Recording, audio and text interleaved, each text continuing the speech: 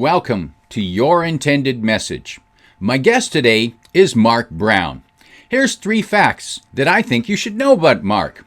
1. When he was a high school student in Jamaica, he shook hands with Cuban President Fidel Castro. 2. He has appeared in an infomercial. And 3. At the age of 16, he conducted an award-winning chorale. Mark Brown, welcome to Your Intended Message. Thank you so much, George. It's a pleasure to be, my joy to be here and spend some time with you and to share your intended message with your listening audience and your viewers as well. Mark, I think it's fair to let the listeners and the viewers know also that in 1995, remember the year? That was the year that you won the World Championship of Public Speaking for Toastmasters. And you did it by telling a story. And what we're going to look at today is the power of stories and how business presenters can use stories more effectively, more consistently in delivering their messages, whether it's a team meeting, a sales presentation, or a leadership get everyone inspired presentation. What's the magic of stories? Why do they work? Well, George, I believe stories work well because they connect with individuals on a personal and on a heart level. Think about this. We like to watch movies. We read books. We read audiobooks. We watch TV programs. We'll sit down and watch 4, 5, 6 seasons of a television program because of the story. And the story has characters. The story brings scenarios. The stories have conflict. The stories have interaction. And at a very high level, George, stories mirror our lives because our lives are ongoing stories. And the cool thing is, growing up in Jamaica, we didn't always have TV and movies, but I kind of remember we used to have scheduled, if you're from the USA, scheduled power outages. And at that time, you don't watch TV. You only had one channel anyway. But one of our neighbors, Mr. Scott, used to always tell stories, and the kids were all enthralled. And stories have been told through time immemorial, and stories still work today, even in a business environment. And in a business environment, and business leaders might say, well, it's one thing to tell, stories to your children, but we're serious here. This is the business world. We gotta deal with money and people and schedules. And when can a story be used in a business situation? A story can be used in almost any situation. I had a coaching client, and I do coach speakers. I had a coaching client one time who was very concerned. Mark, I can't tell my stories. I talk to CFOs and CIOs and CEOs. I said, you do? That's really interesting. Well, think about this. The name is John Brown, CFO, CIO, CEO. If you remove CFO, CIO, and CEO, what do you got left? You got John Brown. And who's John Brown?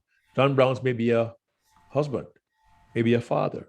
He's a manager, he's a leader, he interacts with other people, and his life has experiences, and the stories can be told.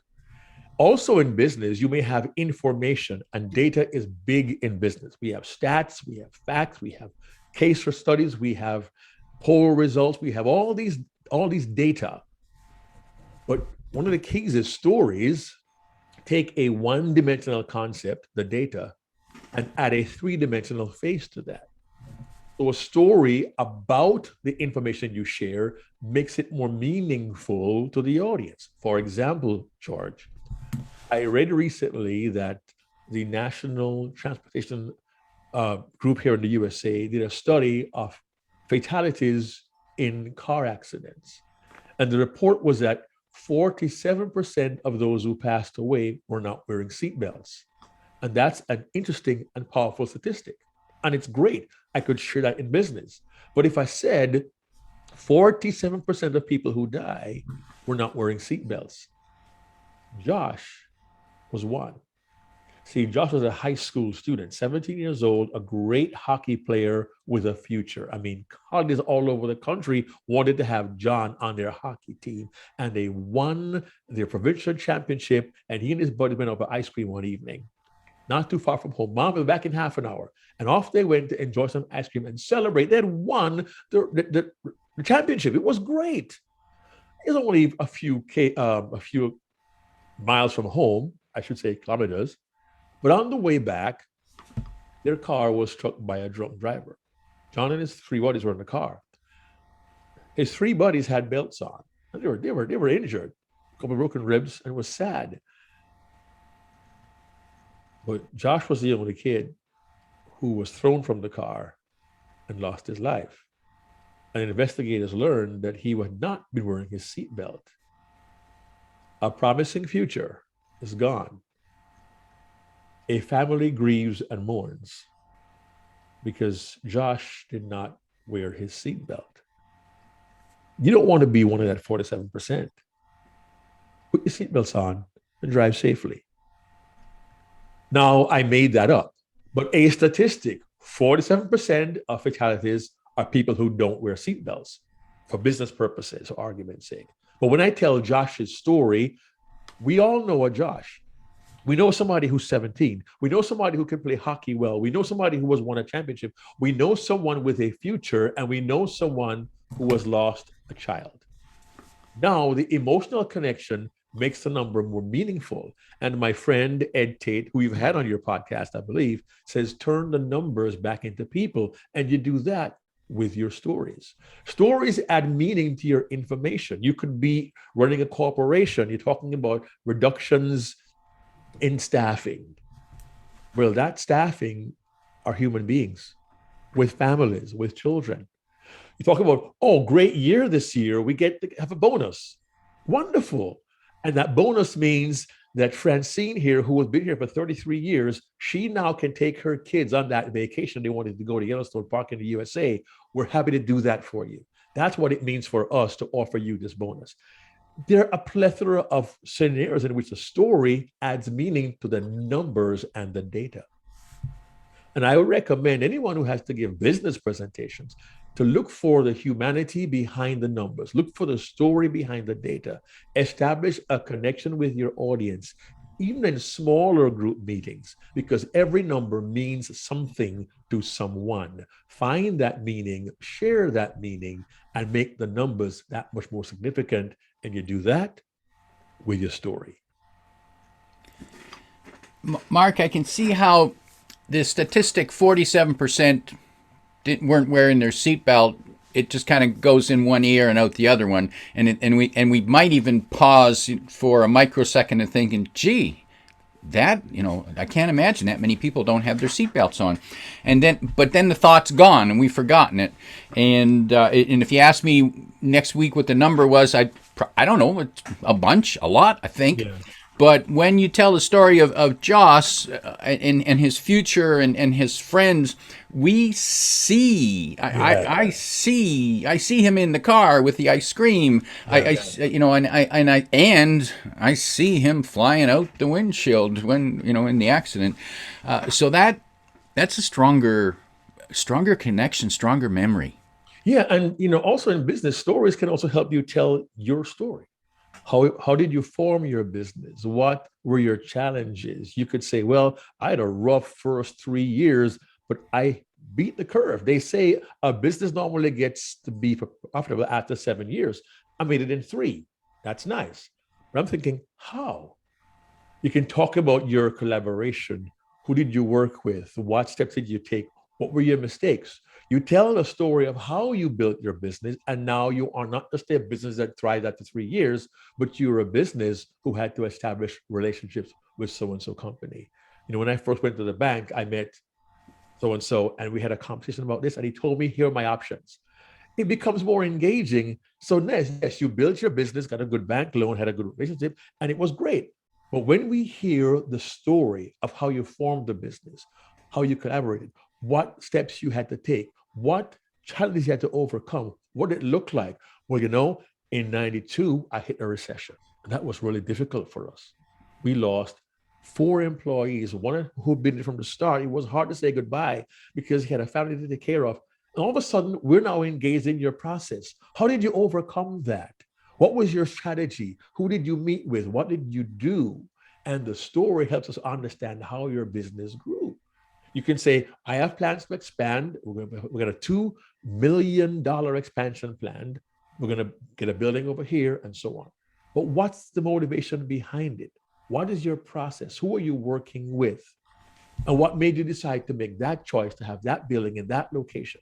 The backstory can also be helpful.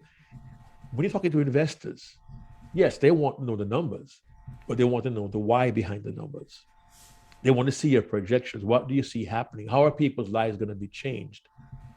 So even in business, in finance, in retail, in sales, in commerce, in info technology, it matters not what the industry may be, George, but the stories help your individuals who are hearing you, your prospects, your clients, your customers, your collaborators, your associates.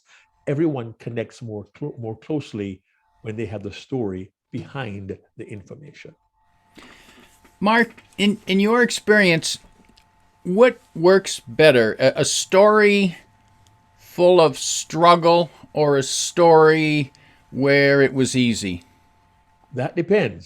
Now, I tell you why I say that. It depends on your objective and why you tell the story. If you tell a story to be entertaining, easy might be nice. But if the struggle of the main character or the hero in the story becomes significant in terms of impact on the audience, by all means, tell the story.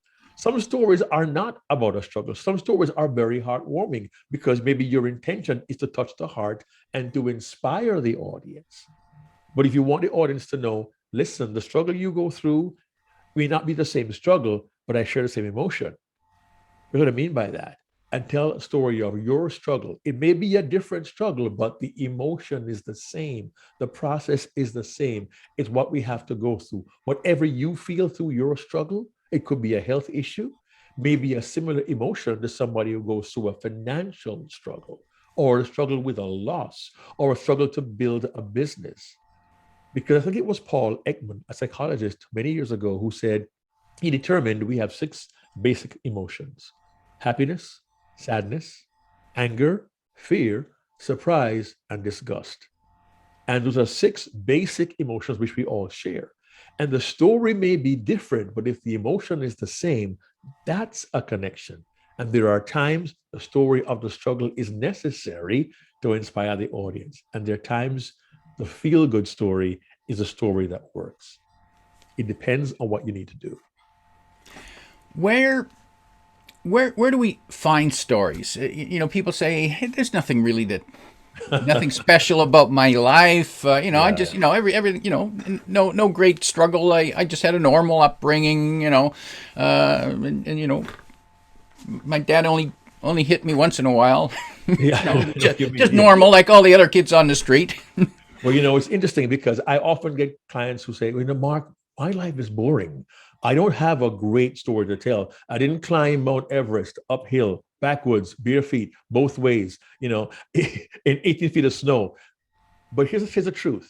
No, we don't have a Mount Everest story. We didn't walk on the moon. We didn't fly into outer space. We didn't find a cure for polio. We don't have these dramatic stories. We aren't all Martin Luther King, Mahatma Gandhi. We aren't these great people. Okay, pause. Consider this. Who in your audience has done that? How about maybe nobody? Which means your audience, by and large, is you. And your emotions, your experiences, your family struggles, whatever you've been through, it's likely the audience will appreciate it. The other piece is this: we live our lives in such a way that we think our lives are boring and not spectacular. We think our lives are mundane, for the most part, many of us. But I learned this truth, George.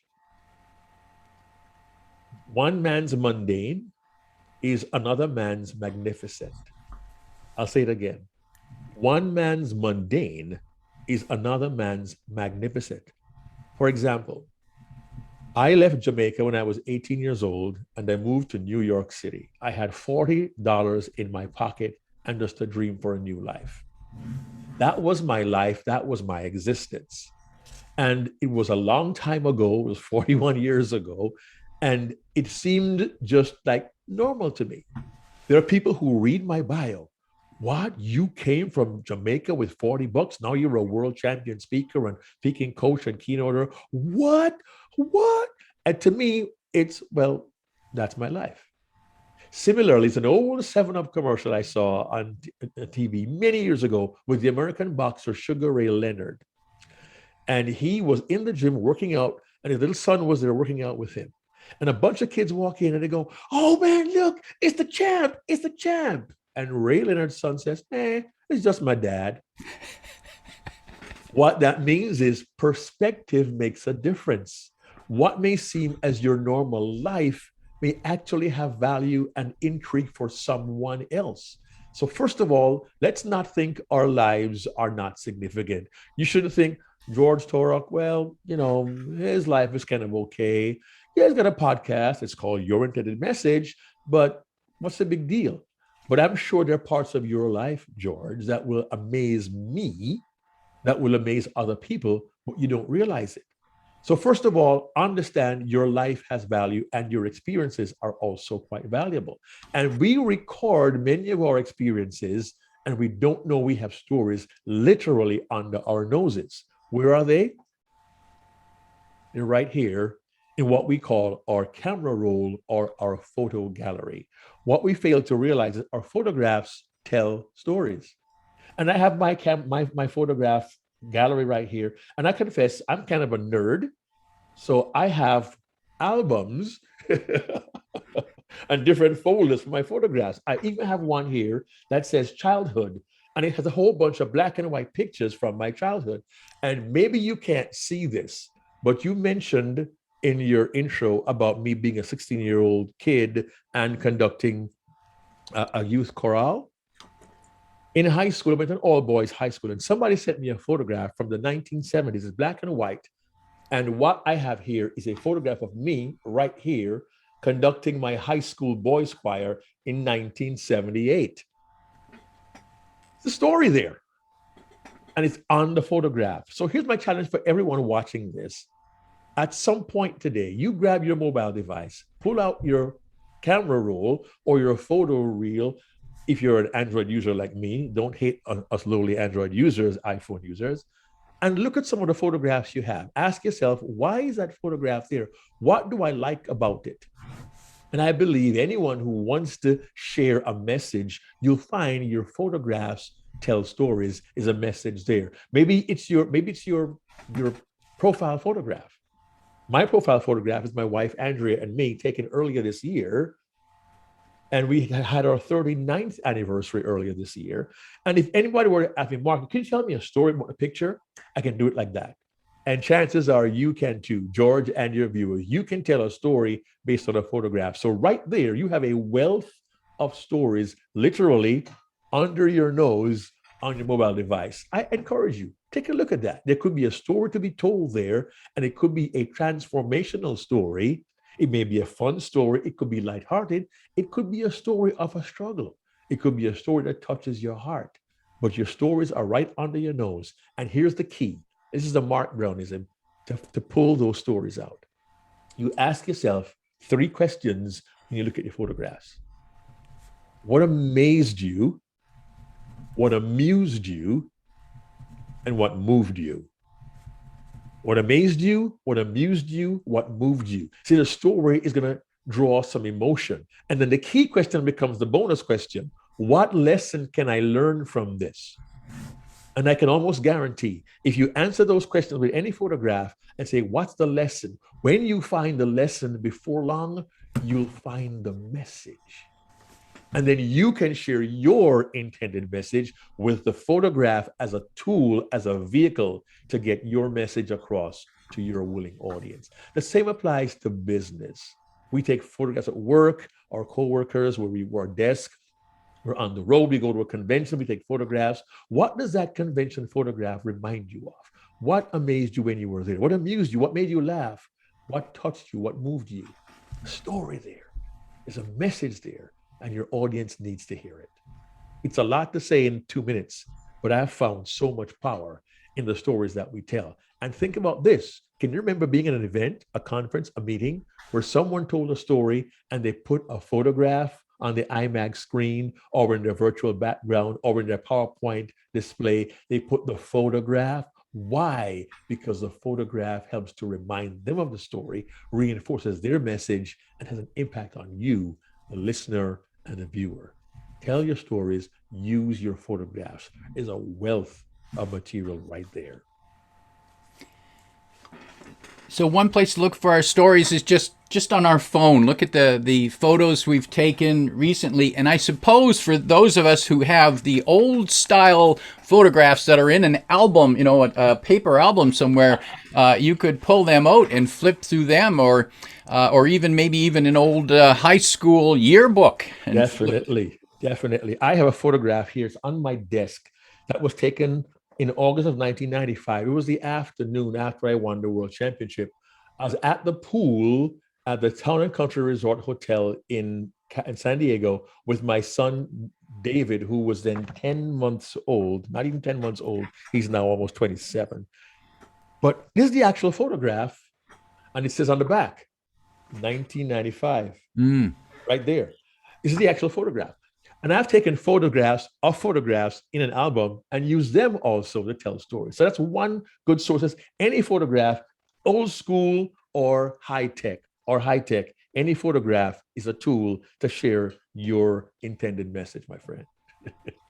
Now, you brought something else up too. You talked about high school, and Yes. I suppose if we were to look back at our our learning experiences, whether it was school, whether it was on the job learning, whether it was just taking a course, or maybe just life, the Yeah. lessons we learned can become powerful stories. Now, what about embarrassing moments? Should we use them in our stories? I say yes, because it provides two things. It provides authenticity and vulnerability, right? And I have a little formula that I created that some people think is very cheesy. Authenticity plus vulnerability equals credibility. Authenticity plus vulnerability equals credibility. When the audience knows you're willing to share your failures, your foibles, and your falls with them, they'll say, yeah, he or she's a real person. They understand. They aren't always perfect. And in truth, we tell our failure stories, and our failure stories can inform, educate, inspire someone else. It can shorten their learning curve. Okay, I'm not going to do that. And in so doing, you're actually helping your audience in their own growth and development. So the failure stories can be very, very helpful. Matter of fact, there's a movement across North America now. I'm not going to say the actual word because it's somewhat offensive, but it's across the world now, and they call them F up nights, where people tell the stories of how they messed up as a means of informing, inspiring, and providing solace for those who have been in a similar spot. And what I found with stories is this: more often than not, we don't realize as storytellers how much in common our audience has with us when they hear our stories. They'll come and say, you know what? I thought I was the only one. And chances are it's happened to you before, or if you're watching, somebody has told you, I thought I was the only person who went through that. Your stories are common, are connectors. Our stories are connectors. Another Marxism is this: the common connects. So we all have mistakes. We all have failed in some area of parenting. Perhaps we've all had issues on the job, or had to have a difficult conversation, or had an issue with somebody we love. We've all had those emotional experiences, and we share them, and we feel a common bond, both negative and positive, but share the common story. So the failure story can be very, very helpful, informative, instructive, and can help somebody shorten their learning curve, whatever they may be doing. Interesting. At one time, I would tell some stories when my kids were going through the teenage years. I would tell a couple stories about the challenges I was having with the kids. And the reason I did that is because I looked young, and I wanted people to know that I was old enough to have teenagers. That's why. But there was a point to it, and the interesting thing is that people would come up to me after and start telling me about their kids. Yeah, exactly, exactly. And now I got to ask you a question, George. When that happened the first time, and you began to see that this actually is a wow, how did it make you feel as a parent? And now you look back as a presenter, do you see the value in those experiences? Definitely. What it made me realize was that my story helped them voice and feel their own story. Yeah. Yes, yes. Because we feel now you gave them the freedom. You gave them permission to share their story. You also gave them the comfort in knowing, you know what? I'm not the only one. Somebody else has gone through this. And sometimes that leads to other conversations. Hey, how did you handle that? I can't get my kid to, what not only in parenting, but in different areas of our lives. When you share your story and sometimes your difficulty, it lets somebody else feel, okay, maybe we can build a relationship here. You could end up being a collaborator, and you never know by sharing a common story what kind of relationship can develop and what you can the influence you can have that expands because you've now reached one person. You pass on your knowledge to them, they pass it on to someone else, and it goes viral, so to speak, because you told a story in which you were vulnerable, in which you shared your own concerns, and you shared a story that you thought maybe no big deal, but someone said, I find value in that. And then they use that. That's wonderful. Mark, do you have a story that you might tell to a person who's maybe they're early in their career, they're in the workplace, and they're uncertain about which way to go. They like some things but they don't like other things, and they just really don't know where they're going to go with their life. Do you have a Mm. story to help move them? At some point in our lives, all of us have uncertainty. I came again, I was 18. I came to America. I didn't know what I was going to do. I went to work for a bank. I was working as a bank teller. I failed at that, lost that job. I wound up in the safe deposit vault, opening and closing safe deposit boxes. The guys who worked down there were all literally dirty old men. I'm 19 years old. What am I doing here? It was very, very discouraging. But I realized I was at the beginning of my life, my working life, and I had to do everything I could to make the most of my situation. So I took an aptitude test for computer programming. I didn't know much, I didn't know a thing about it, but I took the test. And the mindset was, as difficult as it may be to learn something new in a foreign country with a Jamaican accent, with people who are older than I am. You see all the different issues I'm dealing with. I had to say, listen, at least I'm here. I will do my best to make the most of it. I had to identify individuals with whom I could build relationships, whom I trusted, sort of be guides for me. When you're new on a job and you're not so sure, not so secure, it's important, I think, to find the individuals who will be encouraging to you and supportive of you. I had Bill Skinner when I was a young programmer in New York back in 1981. So much so when Bill Skinner left the job, and a couple of years later, he actually recruited me to go work with him at a different bank because you have people you build relationships with. I can go back to people who were encouraging me. As a consultant, his name was John Lanigan, a consultant, but he saw this young kid who was kind of unsure, wavering, and he took me under his wing and he gave me some guidance and some direction. So if you're struggling on the job and you're not sure where your direction is, identify those who want to help you will materialize. The old saying, when the student is willing, a teacher will appear. Those who see potential in you, who want to help you, they'll materialize, and be willing to accept help from those who can help you. There's a mindset that says, I must pull myself up by my own bootstraps. I've never had bootstraps, by the way, so I don't know what that means. But the idea is I have to be me, take care of myself. We don't go through this world alone. So for the individual who is having that kind of struggle on the job, to me, learn all you can, read, educate yourself, and build good relationships with individuals who are there. There may be those who don't want to help because humans are humans, but there's always one who can and will. And throughout my career as a computer programmer analyst working in a bank into speaking, I've always found individuals who were willing to help me, willing to support me. And the idea of mentorship and getting coached is real. These days, coaching and mentorship are critical parts of our growth. If you feel uncertain in a job, can you find yourself in a mastermind group, other like-minded individuals who share best practices, ideas? How can you educate yourself? Is it an online course? Do you read books? Do you watch videos? What can you do to become proficient at what you do? Because when you do that, then your confidence grows because you are proficient, you are knowledgeable, you're educated. And add to that, develop the art of communicating and speaking well. When you do that, your ideas, you can express them clearly. You can be more persuasive in your communication. When you have the confidence to express yourself, people will no longer look at you, but they begin to look to you for your thoughts, your ideas, your perspective.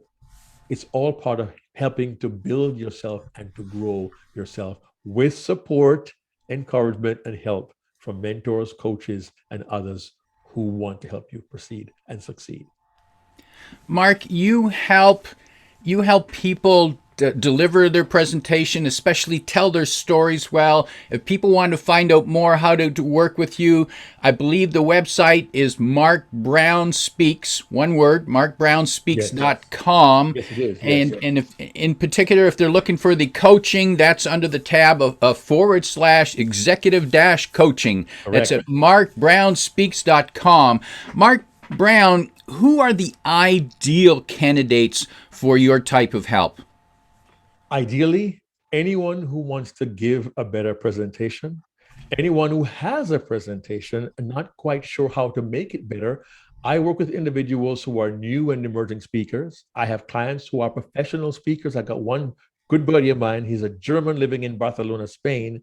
And whenever he writes a keynote, he always sends me a WhatsApp. Hey, Mark, working on a new keynote. Let me book some time with you.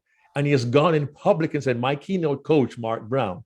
So I do work with professionals as well as new and emerging speakers. I had a client yesterday. Right now, where we are, I'm with him. We're looking at what is his best topic based upon his experience. So I help people to actually frame their message, find the right stories, craft the presentation, work on the actual delivery. So I am a soup to nuts presentation person. I'll work with you from the inception all the way to platform presentation. I've had the pleasure, George, of helping several Toastmasters speech contestants, several runners up, and also several world champions like Darren LaCroix. I think you had Darren in your program as well. And Ed Tate credits me with one of the advice I gave to him.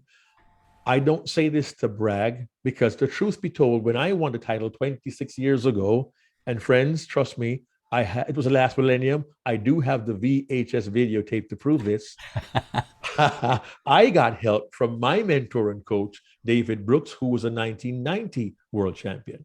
So I'm passing on what I have learned. I've honed my skills as a coach.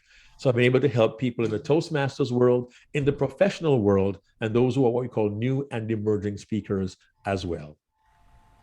So one of the messages I'm hearing there, if you want to be a leader, if you want to be a champion, then learn from other leaders, other champions. Definitely. And learning is a lifelong process because I believe one more Markism: when I stop learning, I stop living.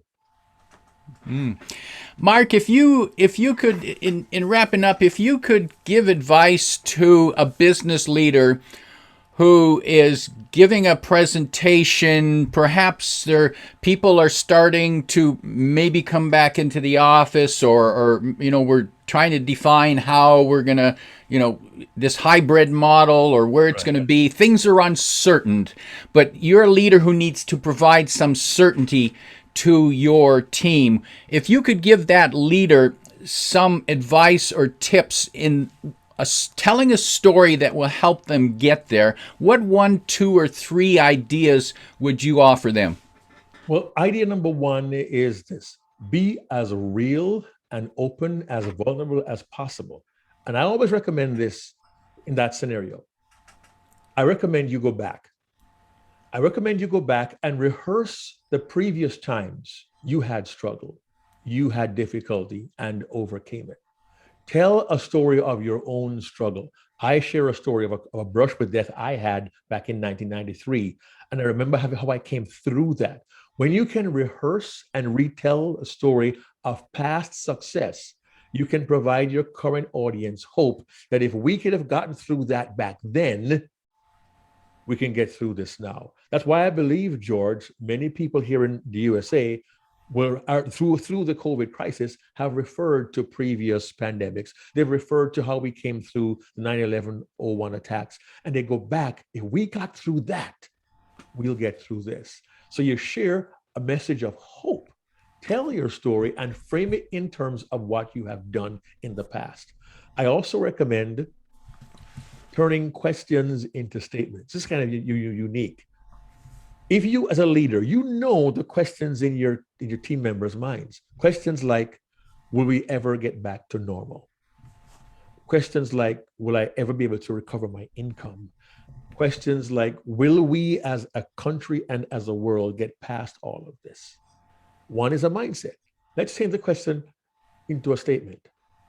We will create a new normal if we can't get back to our old normal. We will create that. We'll do that together. We will get through this if we act wisely, follow safety protocols, and continue to work together towards our ultimate goal. We will attain success if we focus on what our objectives are, despite the distraction of what's happening around us. And we will be successful if we invest our hearts and not just our minds in what we're doing. If we add the heart, if we truly care about people, if we think not only of the bottom line, if we don't see just positions, but people, if we can do that, we can build stronger bonds of support for each other. We can have the hope that we need, and we can work together towards creating the future we had envisioned before this all happened. But it will take us doing this together. I've shared that message with other audiences before. I believe it. But if we go back, what we've been through, that inspires us.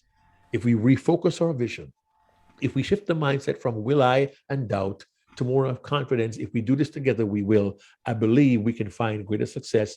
It will not be overnight. I don't think it will, but I think it will happen if we approach it in those ways. My guest today is Mark Brown, reminding us that stories add meaning to the numbers. If you like what you heard, remember to like, comment, and share this podcast. Come back every week for more practical insights to help you convey your intended message. I'm your host, George Torok.